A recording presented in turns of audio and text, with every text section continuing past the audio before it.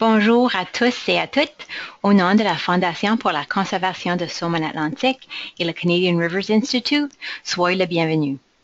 Cette série est rendue possible en partie grâce aux contributions du gouvernement du Canada. Aujourd'hui, nous avons le plaisir d'accueillir M. André Saint-Hilaire. M. Saint-Hilaire est professeur-chercheur à l'INRS ETE depuis 2002. Il détient un doctorat en sciences de l'eau de cette même institution et aussi diplômé de Royal Roads Military College et de l'Université de Moncton.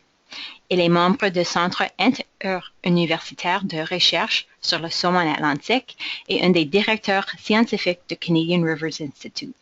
Il est aussi membre du Comité consultatif du Québec de la Fondation pour la conservation du saumon atlantique. Il s'intéresse dans l'analyse et la modélisation des variables physiques qui caractérisent l'habitat du saumon atlantique. En particulier, il mène des recherches sur le régime thermique des rivières depuis plusieurs années. Avant de commencer, veuillez noter que la période de questions et réponses sera à la fin de la présentation. Je passe maintenant la parole à André. Merci beaucoup, Darla. Merci à tous et toutes d'être à l'écoute. Aujourd'hui, je vais tenter de vous faire un bref survol de certains outils de modélisation de la température de l'eau. Je ne sais pas s'il y a des mathématiciens dans l'audience, auquel cas vous risquez d'être déçus par la relative rareté des équations. J'ai tenté de faire une présentation qui se veut beaucoup plus descriptive que mathématique, mais je serai très heureux de répondre aux questions plus pointues à la fin.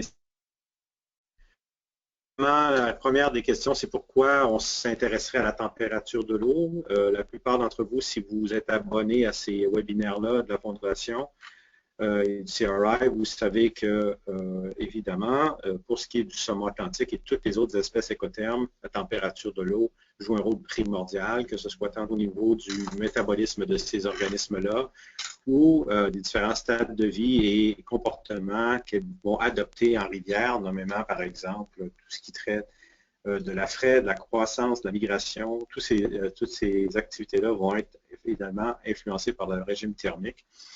Et de plus en plus, on s'inquiète avec les changements climatiques sur la qualité des habitats qui peuvent être aussi influencés par la thermie de l'eau. Et on voit ici un exemple d'une agrégation, non pas de saumon, mais de truite, qui est une photo qui a été prise par Nathan Wilber il y a quelques années. Au Nouveau-Brunswick, je crois que c'est sur la rivière Canaan, donc à la bouchure d'un affluent froid durant un coup de chaleur. On peut voir une agrégation de plusieurs centaines de truites qui sont là pour chercher un peu de fraîcheur. Donc, on voit que la température de l'eau joue un rôle important et va en jouer un de plus en plus. C'est une variable qui est peu coûteuse à échantillonner et relativement facile aussi à échantillonner puisque déployer un thermographe, ce n'est pas une science très difficile. Pourtant, ça demeure une variable qui est sous-utilisée et, entre autres, elle est pour l'instant exclue de la majorité des modèles d'habitat du saumon et d'autres poissons. Quand on regarde tous les stresseurs qui peuvent être liés au climat et aux autres sources anthropogéniques de stress pour les espèces qui vivent en rivière, on peut en lister quelques-uns principaux. Du côté du climat, on peut parler par exemple des fluctuations de niveau de débit, des conditions de glace, tout ce qui est crue et étiage, événements extrêmes. Et du côté des stresseurs anthropogéniques autres que ceux associés au climat, bien, on pense évidemment à la présence de barrages, l'agriculture, la pêche, les activités minières, les autres infrastructures qu'on peut trouver en milieu côtier ou dans les rivières. Et on voit rapidement, en regardant les petites flèches, le dédale de flèches que j'ai ici, c'est une figure que j'ai adaptée de Cross, où on a différents impacts que peut avoir ces stress-là sur les espèces qui vivent en rivière et leur habitat, donc avec différents aspects de cet habitat-là d'une part et aussi du cycle de vie des espèces qu'on y retrouve. Et on se rend compte que chacun de ces stresseurs-là peut avoir un impact sur plusieurs de ces activités ou conditions que doivent subir les organismes aquatiques en rivière. Mais dans le cas de la température de l'eau, elle a un impact sur l'ensemble de ces activités-là. Donc, ça devient une variable prépondérante. Il est important rapidement que les gestionnaires se dotent d'outils d'analyse et de modélisation pour la température de l'eau afin de compléter le coffret outils existant. Donc, évidemment, la chose la plus simple à faire, ce serait de mesurer la température de l'eau. Et c'est ce qu'on fait maintenant dans plusieurs cas. Vous savez que pour ceux qui sont abonnés à ce séminaire-là, à la série de séminaires, qu'il y a eu une présentation d'un réseau de suivi de la température de l'eau dans les rivières à saumon qu'on appelle le réseau RIFTEMP. une initiative à la fois du Canadian Rivers Institute, de l'INRS et d'autres partenaires qui incluent Pêche et Océan et des ministères provinciaux pour essayer de colliger l'ensemble des données de température qui existent sur les rivières à saumon dans l'est du Canada. Jusqu'à présent, dans notre base de données RiveTemp, on a 478 stations. On a 91 rivières du Québec, 54 au Nouveau-Brunswick, 14 Terre-Neuve et Labrador, 3 l'île du Prince-Édouard et 2 en Nouvelle-Écosse pour lesquelles nous avons au moins quelques données, parfois de longues séries, des fois que des séries beaucoup plus courtes. Certaines stations sont encore en opération, plusieurs ne le sont plus, mais à tout le moins, cette information-là commence à être colligée. Mais même avec un effort de cette ampleur-là, on n'arrivera pas à mesurer la température de l'eau partout.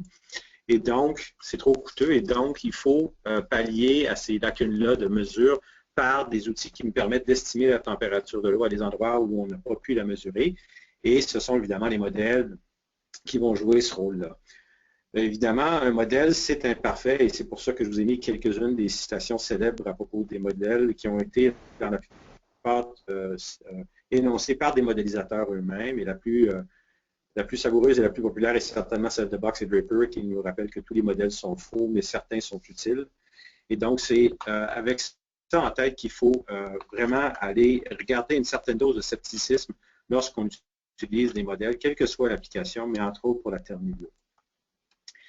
Il existe différentes catégories de modèles, et c'est vrai non seulement pour la température de l'eau, mais pour bien d'autres variables qu'on voudrait ou pourrait modéliser. Et habituellement, on divise ces modèles-là en deux grandes catégories. Donc, les modèles dits déterministes qui sont basés, eux, sur la physique du phénomène, dans le cas sur la physique des échanges thermiques entre la rivière et son environnement. Et d'un autre qui sont habituellement basés sur des relations statistiques entre la variable d'intérêt, nommément la température de l'eau dans notre cas, et des variables là, qui se veulent explicatives. Dans le cas de la température de l'eau, le plus populaire est évidemment la température de l'air.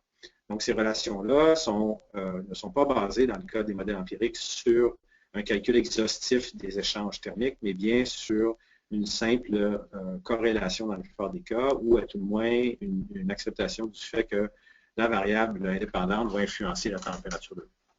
Donc, dans le cas des modèles déterministes, on en retrouve évidemment plusieurs. Ils sont tous basés sur l'idée qu'on va d'abord et avant tout calculer ce que l'on appelle un bilan thermique, c'est-à-dire qu'on va faire le bilan des échanges thermiques entre l'eau et l'environnement.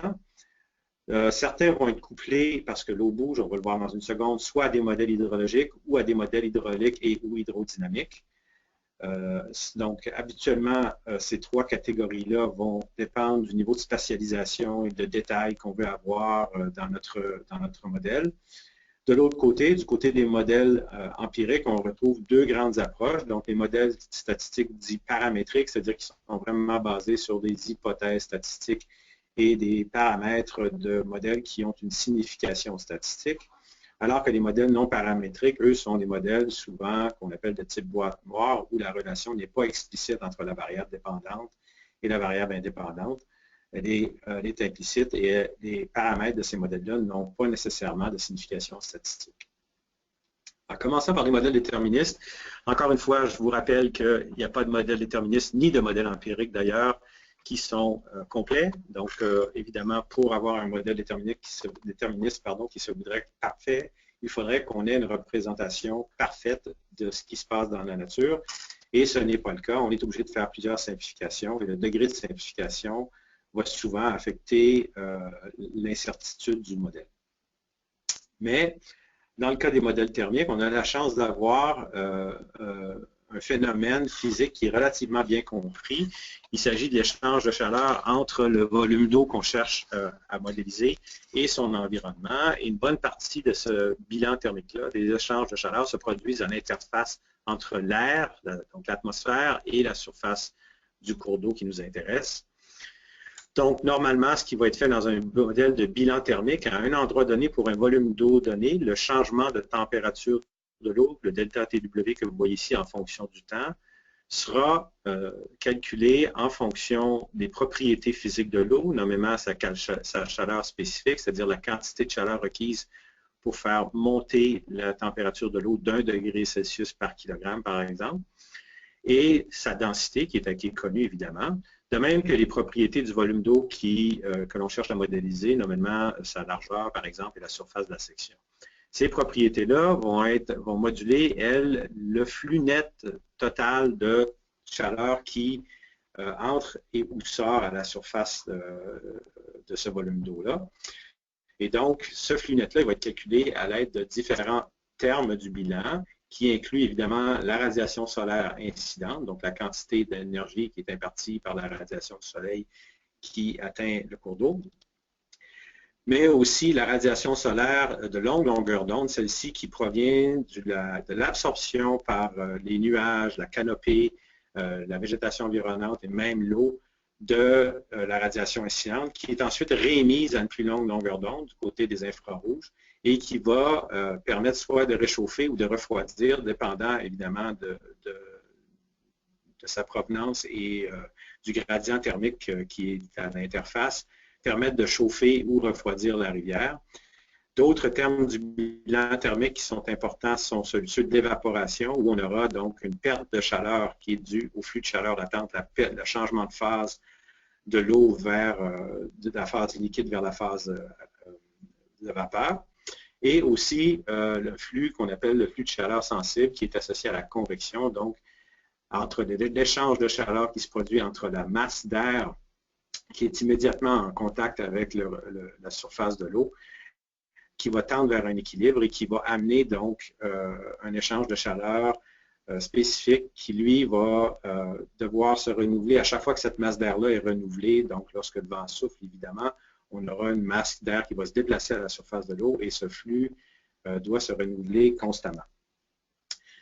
Il y a d'autres apports importants, évidemment, hein, on peut tenir compte des apports de chaleur ou de perte de chaleur si l'eau est plus froide, qui vont provenir de l'amont, des pertes vers l'aval. On va tenir compte des échanges d'eau souterraine qui vont apporter une eau plus froide l'été dans un cours d'eau et plus chaude l'hiver dans un cours d'eau.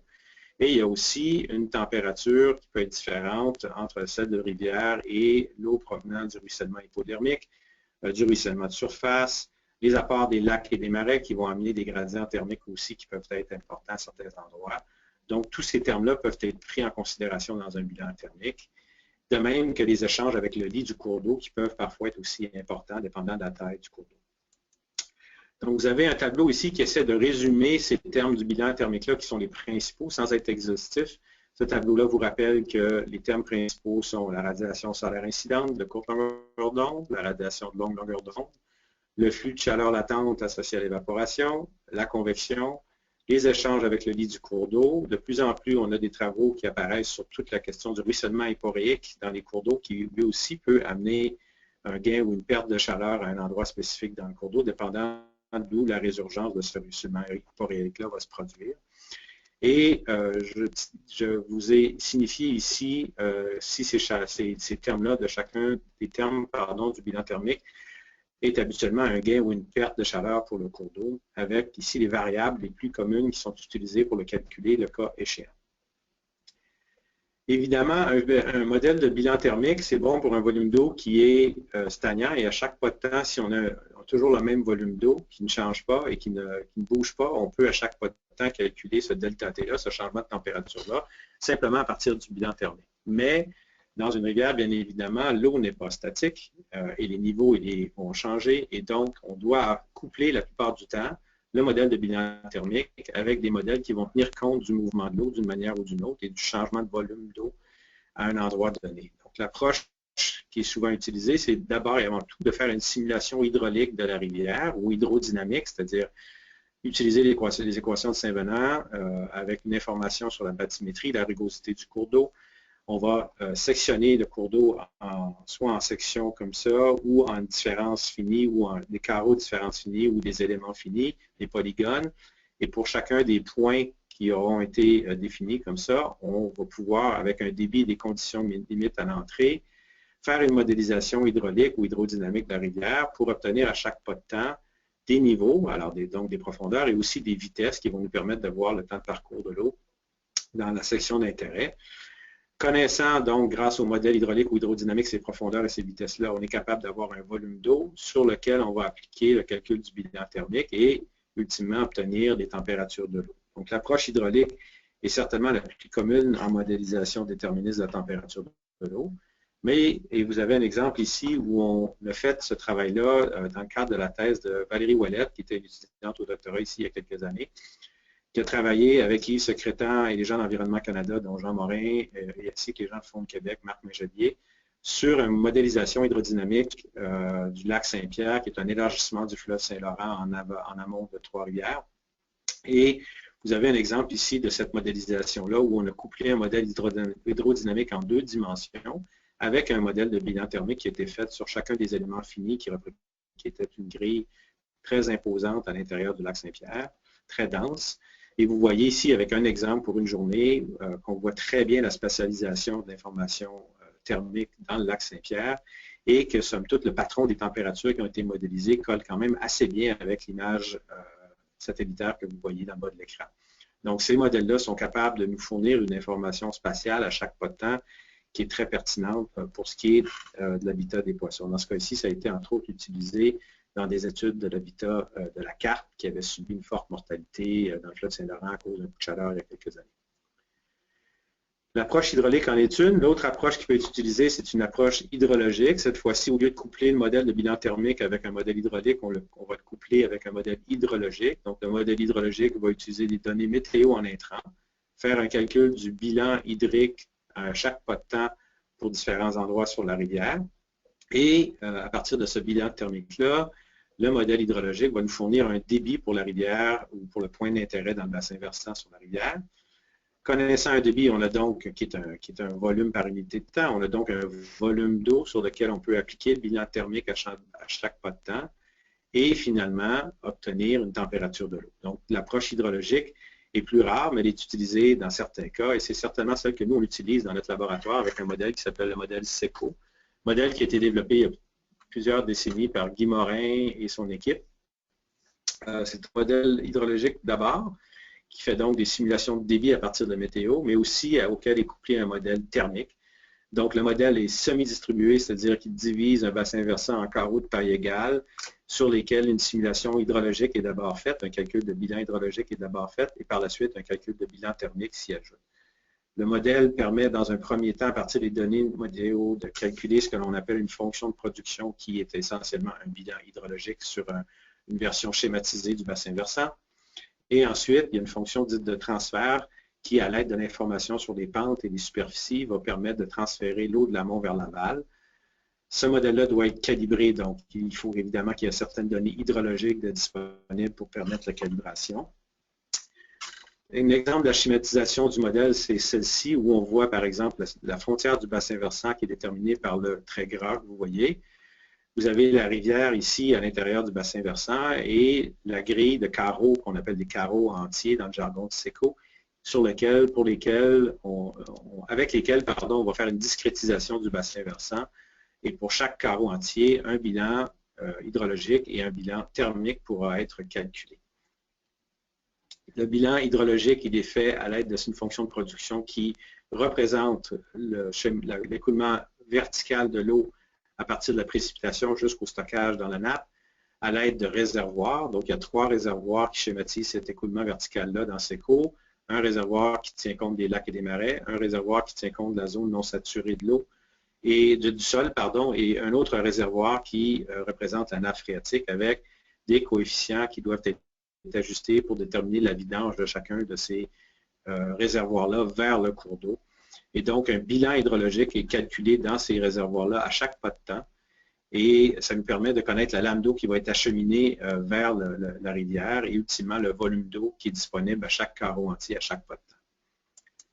Donc, vous avez un exemple de la schématisation qui peut être faite sur un bassin versant plus gros. Cette fois-ci, c'est pas très gros, remarquez, il s'agit du ruisseau Catamaran où travaille entre autres Daniel Casey, qui est un des chercheurs qui fait énormément de travaux très pertinents sur le régime thermique des rivières. Donc, vous avez ici un bassin versant d'une 50aine de kilomètres carrés. On a divisé ce bassin versant-là en carreaux entiers pour le modèle SECO avec à peu près 80 carreaux.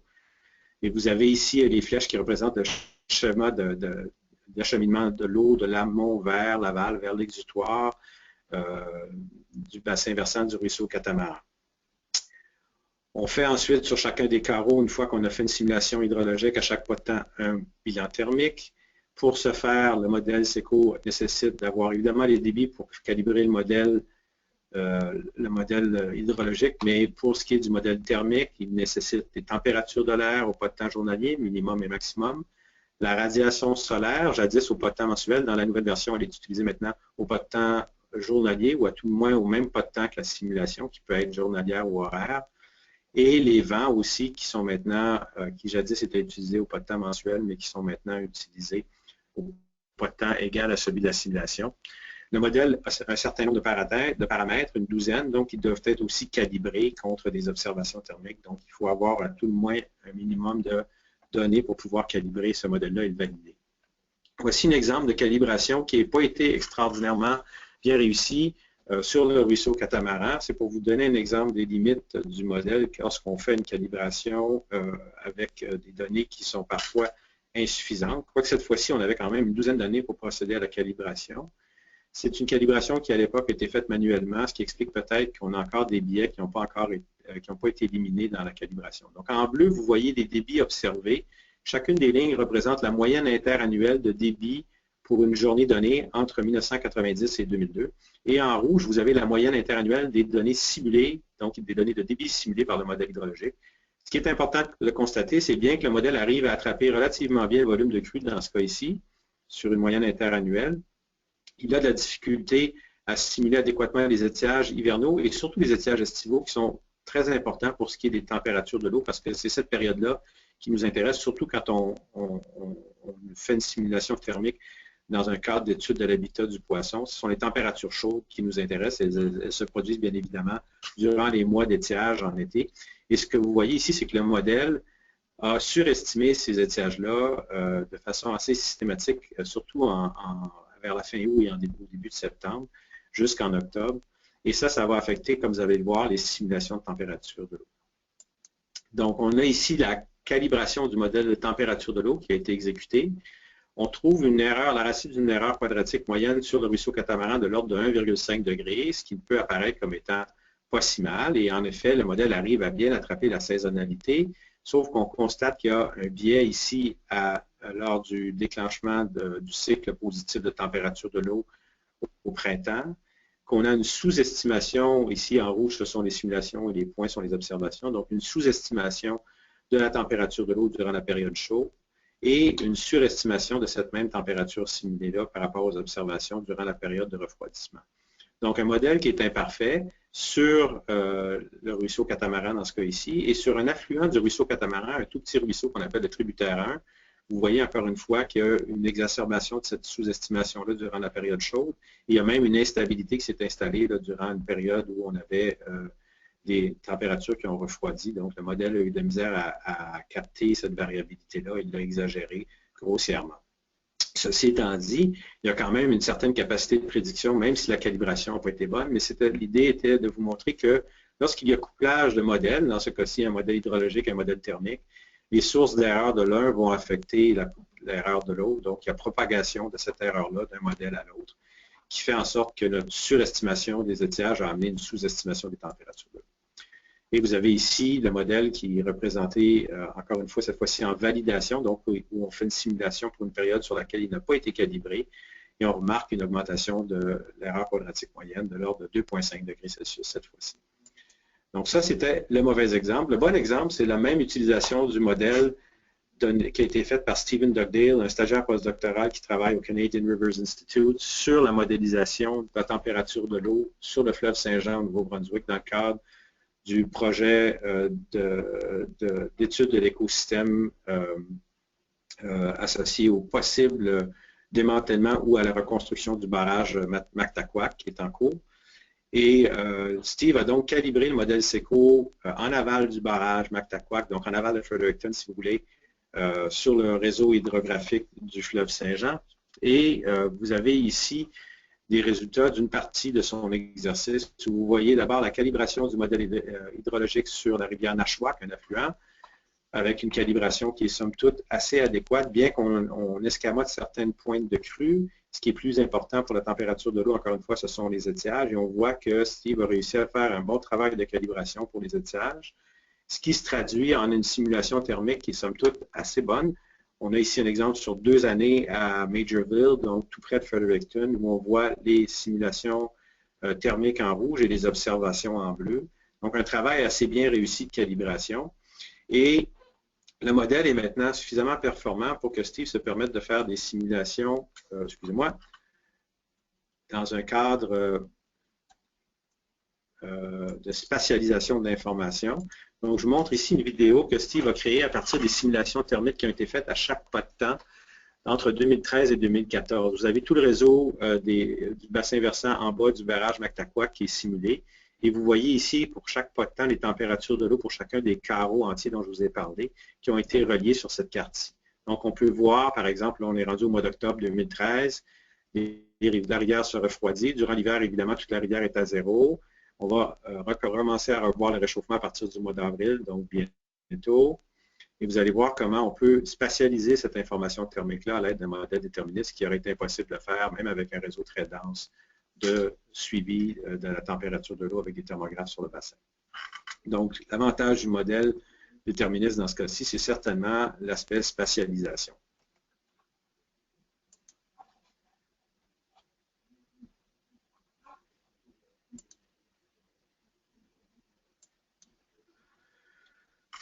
Une autre approche qui est assez populaire, avec des travaux qui ont été faits par Daniel Casey, entre autres ici au Canada, et par le laboratoire de Florentina Motard du côté de la France sur la Loire, c'est des modèles qui sont basés sur la température, la notion de température d'équilibre.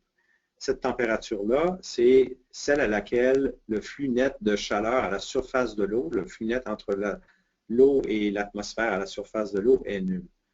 Et donc, si on a un flux qui est, voilà, ça veut dire que si on inverse l'équation, la différence entre cette température d'équilibre-là et celle de l'eau devrait être proportionnelle au flux net de chaleur.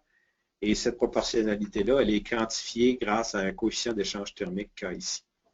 Donc, en utilisant cette information-là, on peut comprendre que le changement de température de l'eau en fonction du temps peut être modélisé simplement en faisant fi du fastidieux calcul du bilan thermique, mais en remplaçant ce bilan thermique-là par une fonction de la température d'équilibre. Et cette température d'équilibre-là, on peut l'estimer pour chaque rivière, de même que le coefficient d'échange thermique.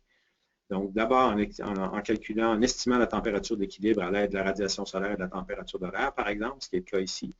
Et ensuite, en ajustant le coefficient d'équilibre, comme on le ferait pour une simple régression linéaire sur chacune des rivières.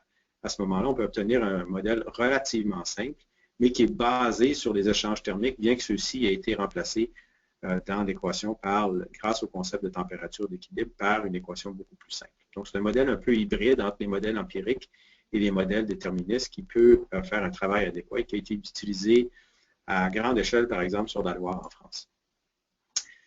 Donc, pour résumer le volet déterministe, ici, je vous ai ajouté un tableau où vous voyez les principaux modèles. Ce ne sont pas nécessairement les seuls, il y en a beaucoup d'autres, mais ce sont certains des modèles qui sont, d'une part, accessibles. La plupart d'entre eux peuvent être téléchargés et utilisés, peut-être à l'exception de H2D2 où il faut parler à Yves Secrétaire, mon collègue.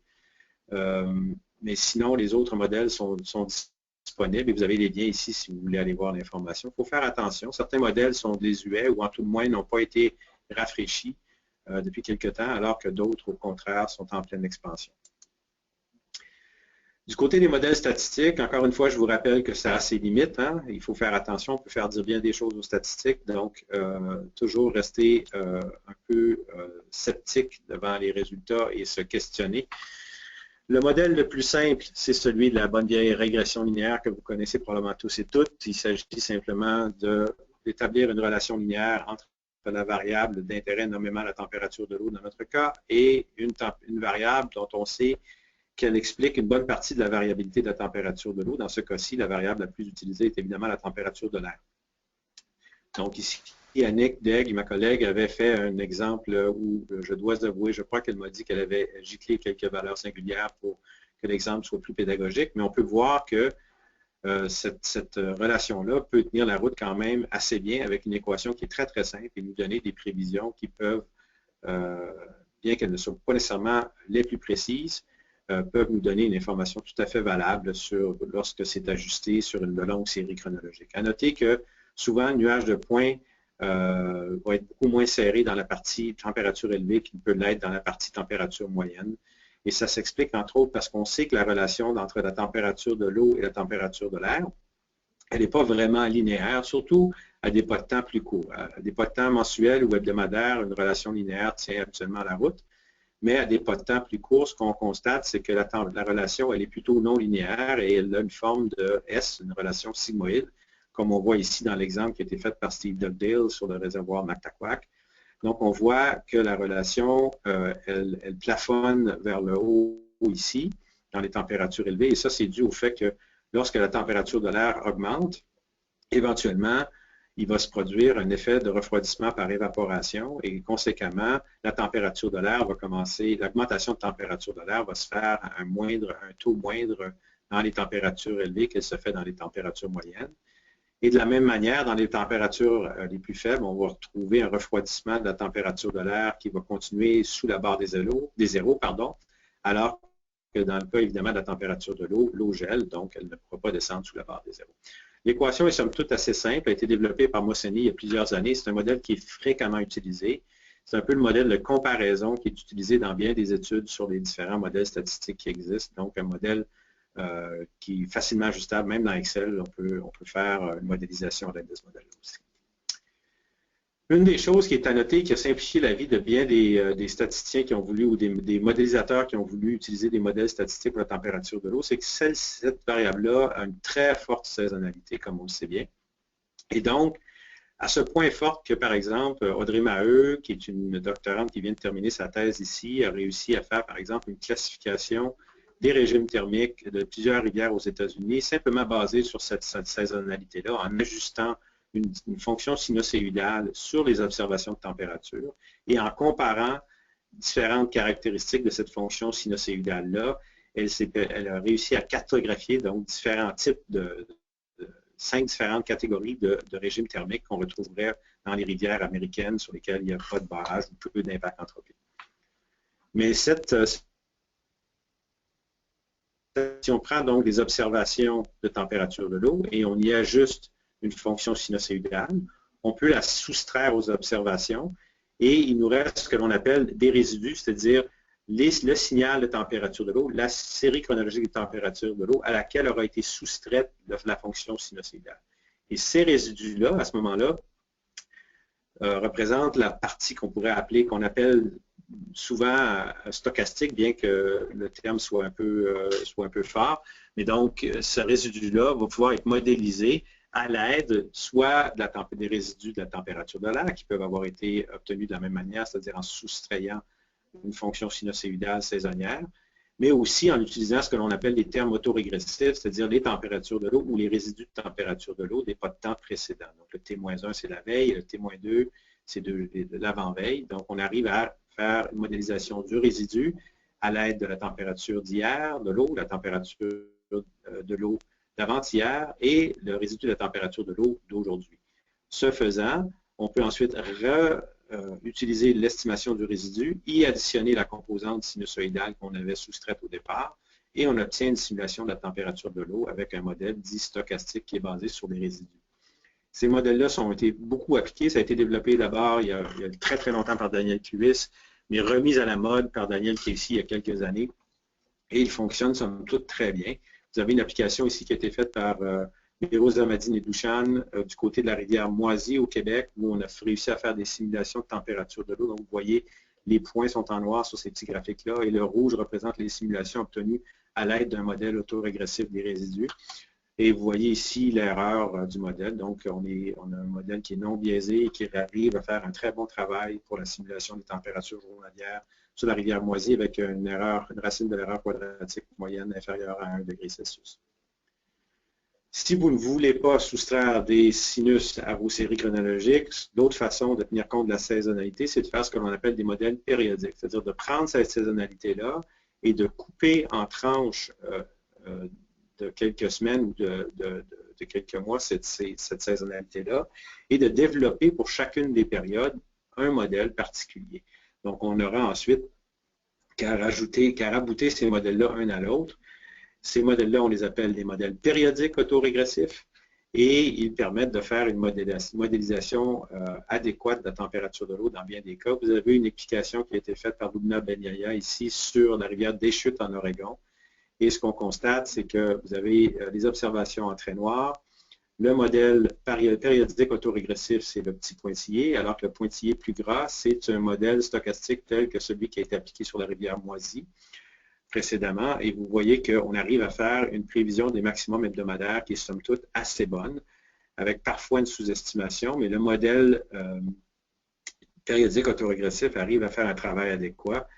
Par contre, il faut noter que ce n'est pas un modèle que l'on appellerait parcimonieux. C'est-à-dire qu'étant donné qu'il y a un modèle par période, il est très paramétrisé et ça peut poser problème. On essaie toujours de viser des modèles qui sont les moins paramétrisés possibles en statistique parce qu'ils sont habituellement plus robustes. Donc, les modèles que je vous ai présentés du côté statistique jusqu'à présent, ce sont des modèles dits paramétriques, c'est-à-dire que les paramètres des modèles qu'on a vus jusqu'à présent avaient une signification statistique, alors que ceux que je vous présente dans la catégorie non paramétrique sont des modèles pour lesquels les coefficients qu'on ajuste n'ont pas nécessairement de signification statistique. Le modèle non paramétrique le plus populaire en thermie, c'est évidemment le réseau de neurones artificiels. Les réseaux de neurones sont des approches mathématiques qui essaient d'imiter la façon dont notre cerveau apprend, à tout le moins le vôtre, parce que le mien n'apprend pas grand-chose dans les derniers mois. Mais si vous regardez ici le schéma, vous allez voir que la façon dont les réseaux de neurones fonctionnent, c'est simplement avec l'idée qu'on va avoir des données en entrée qui sont nos variables explicatives. Donc, on pourrait avoir la température de l'air, le débit, on pourrait avoir les températures de l'eau des jours précédents si on les obtient, on pourrait avoir des niveaux, on pourrait avoir une composante temporelle qui nous permet de tenir compte de la saisonnalité, comme celle que vous voyez ici. Et ces intrants-là vont être ensuite distribués à une couche dite de neurones. Ces neurones-là vont donc faire une somme pondérée de l'information. Les W que vous voyez ici sont des poids et transmettre cette somme pondérée-là à une fonction de transfert qui peut être soit linéaire, mais la plupart du temps qui est non linéaire. Vous avez l'exemple ici d'une fonction sigmoïde qui va être utilisée. Et on va obtenir une sortie pour chacun des neurones qui sera essentiellement une transformation des intrants, excusez-moi, sous forme de transformation d'une somme pondérée des intrants. Ultimement, on peut avoir plusieurs couches de neurones comme dans notre cerveau et cette information-là va être sommée dans une couche de sortie de telle sorte qu'en apprenant, le réseau de neurones va ajuster les différents poids dans ces différentes couches pour ces différents neurones afin d'obtenir une sortie qui est de la température de l'eau simulée, qui est la plus proche possible des températures de l'eau observées. Donc, l'ajustement des poids n'a pas de signification statistique, si ce n'est qu'on veut obtenir le meilleur ajustement possible entre les données observées et les données simulées durant la phase d'apprentissage. Donc, vous avez un exemple ici où on a Annick Daigle et Dae Il Jung ont fait un travail de modélisation par réseau de neurones sur la rivière Well au Québec, rivière qui est une rivière à saumon, mais une rivière très chaude pour une rivière à saumon. Et vous voyez deux exemples de simulation, donc 2001 et 2002, pour d'une part la température minimum de l'eau, d'autre part la température moyenne de l'eau, et finalement, il manque un titre, je m'en excuse, la température maximale de l'eau. Et on se rend compte que le réseau de neurones arrive à faire un travail tout à fait adéquat de simulation pour le minimum et la moyenne, arrive à faire un travail quand même pas mal pour le maximum, bien que ce soit un peu plus ardu de ce côté-là. Là, on voit qu'il y a certaines sous-estimations, ou plutôt surestimations.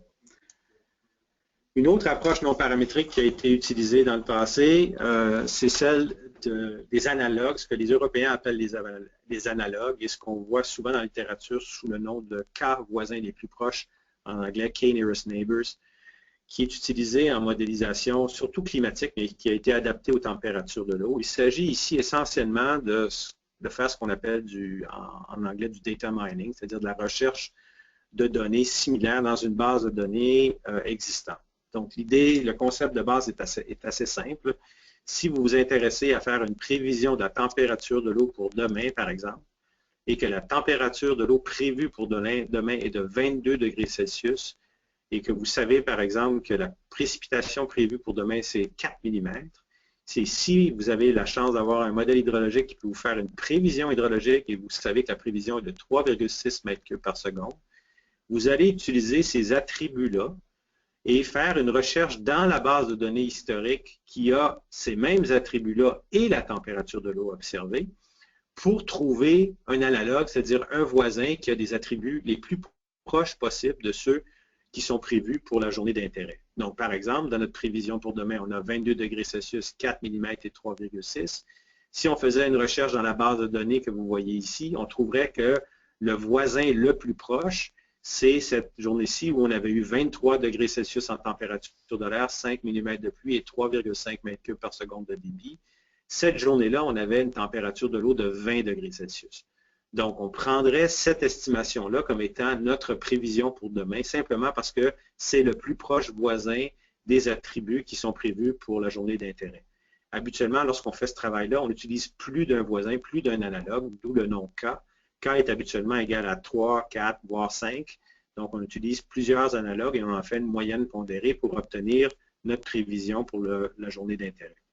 Le travail a été fait, entre autres, sur la rivière Moisy ici, où on a fait simuler les températures journalières à l'aide de l'approche des cas voisins les plus proches ou des analogues. Dans ce cas ici, on utilisait 3 voisins et vous voyez qu'on arrive encore une fois à faire un travail assez bon au niveau des simulations de température de l'eau. Encore une fois, on a une légère sous-estimation de certaines valeurs de température de l'eau observées qui étaient très élevées, mais sinon, on arrive à vraiment bien capturer le signal. Tous les modèles statistiques que je vous ai présentés jusqu'à maintenant sont des modèles qui sont dits 0D, c'est-à-dire qu'ils ne prédisent la température qu'en un seul point de la rivière. Et c'est là où le bas blesse pour la plupart des modèles statistiques, c'est qu'il est difficile de spatialiser l'information, mais il y a des efforts qui ont été faits dans ce sens-là au cours des dernières années. Ça a commencé entre autres par des travaux de Beth Gardner il y a quelques années maintenant, plus d'une décennie, où il y avait eu un travail d'interpolation de la température de l'eau dans une rivière qui a été fait simplement en fonction de de la rivière vers l'amont, donc le kilomètre de rivière, et l'ordre du cours d'eau comme valeur prédictive en plus des températures de l'eau observées. Donc, on faisait une interpolation dans la rivière et elle a réussi, Beth Gardner a réussi à ce moment-là à faire une estimation de la température qui était très adéquate. Du côté de notre laboratoire, il y a quelques années, on s'est penché sur la même question, mais on a voulu aller un petit peu plus loin. Au lieu d'interpoler directement les températures de l'eau dans la rivière, ce qui a été fait par Nicolas Guillemette et Annick Daigle, c'est d'utiliser un espace multivarié dans lequel on va colliger l'information sur tous les prédicteurs qu'on juge pertinents pour expliquer la variabilité spatiale de la température de l'eau. Donc, évidemment, la distance de l'amont vers l'aval, le kilomètre de rivière, RK ici, mais aussi la longitude, la latitude, la superficie du bassin versant drainé à chaque point, la pente du cours d'eau. On peut y ajouter de l'information climatologique si elle est différente d'un endroit à l'autre, donc par exemple les précipitations totales annuelles ou les précipitations maximum. On peut ajouter de l'information sur l'utilisation du territoire, le couvert forestier, ici par exemple, l'altitude maximum, les superficies des lacs et des rivières qu'on retrouve en amont. Toute cette information-là peut être extraite par exemple d'un système géographique, d'information géographique, pour chaque point d'intérêt dans la rivière. Et on va ensuite combiner cette information-là de l'ensemble de ces variables-là en ce qu'on appelle dans ce cas ici des composantes principales à l'aide d'un outil qu'on appelle l'analyse en composantes principales, où chacune des composantes principales est une combinaison linéaire des variables explicatives que je viens de mentionner. Donc, si on utilise, par exemple, 2 de ces composantes principales-là, qui sont des combinaisons linéaires des variables originales que vous voyez là, on obtient un plan cartésien. Il est possible ensuite de projeter les températures de l'eau dans ce plan-là et d'en faire une interpolation, par exemple, par crigeage, ce qui a été fait ici par Nicolas Guillemet pour les températures maximum de juillet dans la rivière Sainte-Marguerite. Donc ici, on n'est pas dans l'espace physique de la rivière, on est dans l'espace mathématique, donc des variables physiographiques qui nous ont permis d'expliquer la variabilité spatiale de l'eau. Mais on a un plan complet des températures de l'eau. Ici, vous avez des observations qui sont représentées par les formes géométriques, mais vous avez aussi toute l'interpolation qui est donnée par ces zones d'ombrage-là. Et donc, on peut constater que si on s'installe à une valeur de PC1, par exemple, qui vaut moins 0,8 et une valeur de PC2 qui vaut moins 1,56, on serait dans une zone où la température maximale de juillet serait de l'ordre de 17,7 degrés Celsius. Mais ce moins 0,8-là, je l'ai obtenu en faisant une combinaison linéaire des différentes variables physiographiques, et c'est la même chose pour ce moins 1,56. Donc, si je connais les variables physiographiques à un point d'intérêt dans le bassin versant où je n'ai pas la température de l'eau, je peux convertir ces variables physiographiques-là en une valeur de PC1 et PC2 et venir chercher l'information thermique afférente en simplement regardant dans notre plan d'interpolation.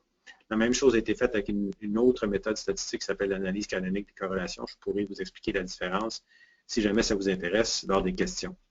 Et on constate que le travail est quand même intéressant pour les données de température maximum du mois de juillet 96 et 97.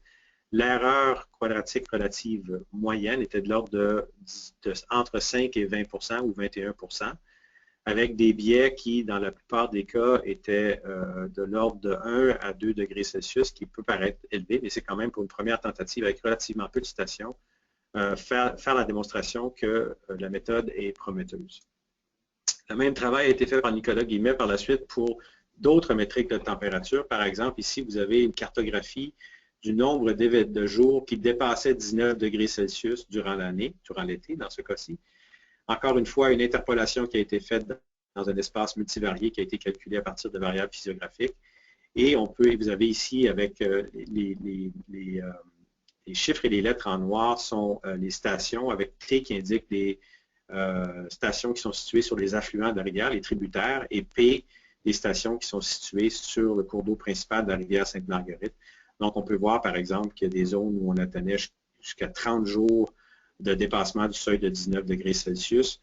Et si on connaît, encore une fois, les valeurs physiographiques des variables qui expliquent la variabilité spatiale de la température de l'eau, on peut extraire à partir de ce plan-là une information sur le nombre de jours de dépassement d'un seuil donné, dans ce cas-ci 19 degrés Celsius.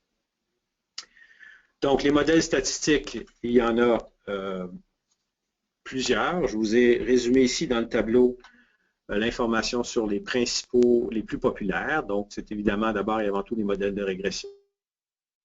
Donc, les neurones sont aussi pas mal utilisés. Les modèles géostatistiques sont ceux qui nous permettent, entre autres, de faire une spatialisation de l'information. Donc, ils ont une certaine valeur ajoutée par rapport aux modèles 0D. Il existe donc aussi des approches non paramétriques comme les analogues qui peuvent être utilisées lorsqu'on a des quantités de données suffisantes. Et on voit apparaître de plus en plus des approches un peu plus sophistiquées à l'aide de modèles qui ont été popularisés plus récemment, notamment les modèles linéaires généralisés, les modèles additifs généralisés, les modèles INR mixtes. On voit certaines publications apparaître avec des applications sur la température de l'eau. Tous ces modèles-là, que ce soit les modèles de régression, réseau de neurones, peut-être à l'exception des modèles géostatistiques, peuvent être facilement appliqués à l'aide d'outils déjà existants, par exemple dans R, qui est un environnement qui est de plus en plus utilisé en statistique, ou en MATLAB pour ceux qui travaillent dans ce domaine-là. Il existe déjà donc des programmes, des scripts ou des packages qui sont pré-programmés, qui sont faciles à utiliser. Donc, je voulais simplement faire ce bref survol-là pour vous montrer qu'on a quand même un coffre à outils qui est assez garni. On continue à travailler, il n'y a pas que moi, il y a plusieurs laboratoires qui maintenant se penchent sur la modélisation de la température de l'eau à travers le monde. Certains sont très actifs. On a de très bons chercheurs au Canada, que ce soit en Atlantique avec Daniel Casey, du côté de la Colombie-Britannique avec Dan Moore, Nicholas Jones en Ontario qui fait du très très bon travail aussi. Tous ces gens-là travaillent sur l'analyse et la modélisation du régime thermique des rivières. Les modèles vont continuer à évoluer. Du côté déterministe, on sait qu'il y a des travaux en cours, par exemple, sur l'ajout de nouvelles méthodes ou la comparaison de méthodes de calcul de chacun des termes du bilan thermique pour les adapter aux différents contextes. Il y a des travaux récents qui ont été faits sur, entre autres, l'évaporation en rivière. Daniel Casey, Audrey Maheu ont été très actifs là-dedans. On commence à travailler sur la notion de prévision d'ensemble, cette idée que plutôt que d'avoir qu'une seule prévision déterministe, pourquoi ne pas en avoir plusieurs et pouvoir traiter l'information finale comme étant une estimation de la température de l'eau avec un ensemble de sorties de modèles qui nous permettrait de faire une analyse plus fine de l'incertitude impartie à la modélisation. Et du côté des modèles statistiques, bien, il y a plein de nouvelles approches qui ont commencé à être appliquées aux températures de l'eau. Donc, il y a eu les premiers travaux qui ont été faits avec des ondelettes.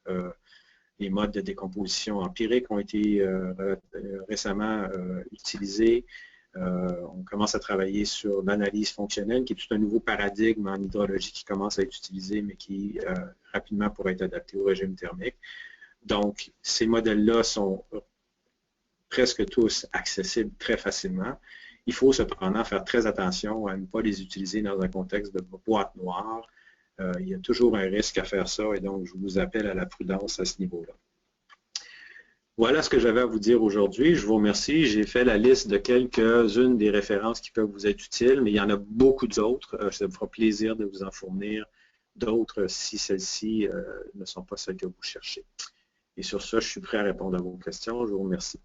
Merci beaucoup, André. C'était une excellente synthèse des outils de modélisation. Donc oui, maintenant, on va ouvrir notre session de questions-réponses. Donc, si vous voulez poser une question, vous pouvez utiliser le panneau de configuration de GoTo. C'est la petite boîte grise au coin supérieur droit de votre écran. Si c'est trop petit, la flèche orange va l'agrandir. Vous avez deux options. Vous pouvez lever votre main. C'est l'icône avec la main jaune et la flèche verte. Et nous pouvons activer votre microphone. Ou vous pouvez taper votre question dans le panneau de configuration et je vais la lire à haute voix. Et je devrais dire aussi que vous pouvez poser vos questions en anglais ou en français.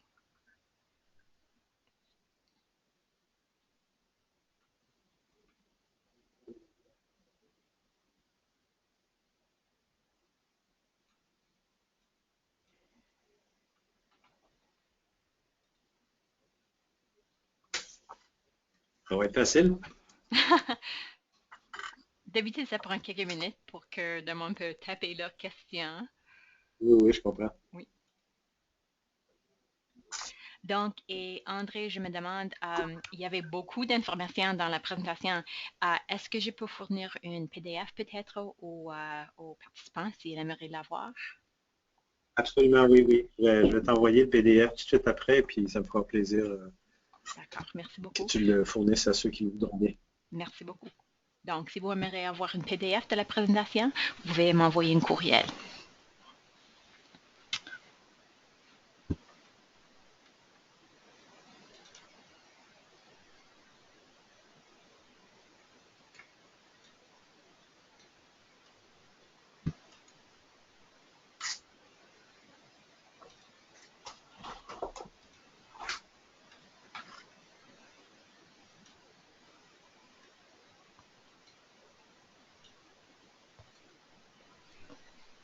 Donc, quand nous sommes en train d'attendre la première question, je vais juste donner un petit rappel. Notre prochain webinaire sera le 13 janvier. Mathieu Marsa de l'AMIC va parler de la table de concertation régionale sur la gestion participative du saumon atlantique par les communautés NU de la Côte-Nord. Donc, ce serait vraiment une présentation intéressante. D'accord. OK. J'ai un commentaire de Michelle Gray. Elle a dit, elle n'a pas une question, mais elle a dit que c'était vraiment une excellente présentation. Thanks, Michelle. Puis, un commentaire de René Aucoin de Nouvelle-Écosse. René a dit bonjour à tous. René travaille sur la rivière Chitican. Oui. Puis Myriam Bergeron a dit merci, belle présentation, très intéressant. Merci. Question de Anne-Marie Bouchard. Elle a demandé, dans un contexte où nous sommes très limités en thermographes pour équiper nos rivières, quel type de modèles sont les plus adaptés? Merci de Laurie et Anne-Marie. Merci pour la question. Il y a un travail qui est présentement en cours de notre côté. C'est Annick Daigle qui en est en charge, qui est associée de recherche à l'INRS ici, où elle va justement regarder à cette question-là. Il y a des modèles très simples qui sont des modèles statistiques que j'ai décrits tout à l'heure, soit des modèles de régression ou des modèles autorégressifs ou même des modèles de réseau de neurones qui peuvent s'appliquer relativement facilement dans la mesure où on a déjà de l'information passée sur les points d'intérêt. C'est là où le bas blesse. Sinon, lorsqu'on n'a pas cette information-là, pour spatialiser l'information, il faut absolument interpoler. Et donc, les approches, soit géostatistiques dont j'ai parlé, ou alors une simple interpolation qui peut être faite de l'amont vers l'aval dans un cours d'eau, dans un système relativement simple, peuvent être suffisants.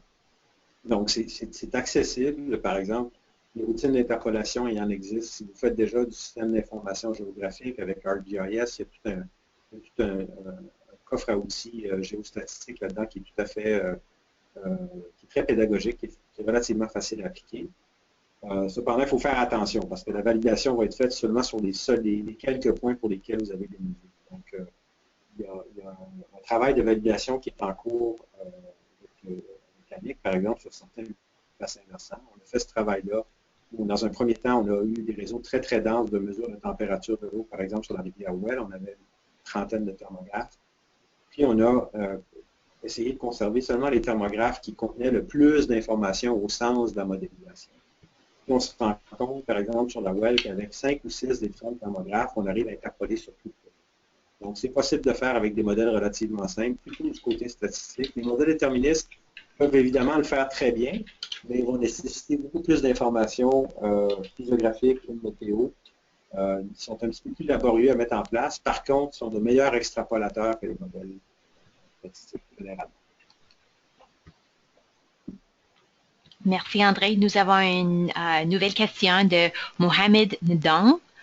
Il a dit « Merci André, très belle présentation. Quelles sont les faiblesses de modèles géostatistiques? » Le modèle géostatistique, c'est un interpolateur, c'est-à-dire qu'ils ne sont pas capables d'aller au-delà de ce qu'il a vu. Et donc, ils peuvent très bien faire une interpolation à partir de certaines mesures de température. Donc, je prends encore le même exemple. Si j'ai une dizaine de thermographes disponibles sur un bassin versant ou sur une région donnée, je pourrais très bien faire l'interpolation. Mais si on a une station qui est nettement plus chaude que les autres et qui ne fait pas partie du réseau de mesure, l'extrapolation va être très, très difficile à faire. Donc, il faut faire attention. La principale limite, c'est cette idée-là qu'au-delà des températures qui ont déjà été mesurées, le modèle aura de la misère à extrapoler. D'autre part, un modèle d'interpolation dépend évidemment de la densité de l'information de base, donc la densité de l'information. Plus on a un réseau qui est dense, meilleure sera l'interpolation. Excellent, merci. Puis nous avons reçu un commentaire de Anne-Marie Bouchard. Elle a dit « On contactera Annick cet hiver à ce sujet alors. Merci. » Super. Et Mohamed a dit merci aussi. Merci. Donc, je pense que c'est la fin de notre présentation. Un gros merci à André. C'était vraiment une excellente présentation. Donc, je vais dire aux tous participants que vous pouvez vous inscrire pour les webinaires futurs sur le site web de la Fondation ou le site web de Canadian Rivers Institute. Donc, je vous remercie de votre participation, puis à la prochaine. Merci. Merci à tous. Au revoir.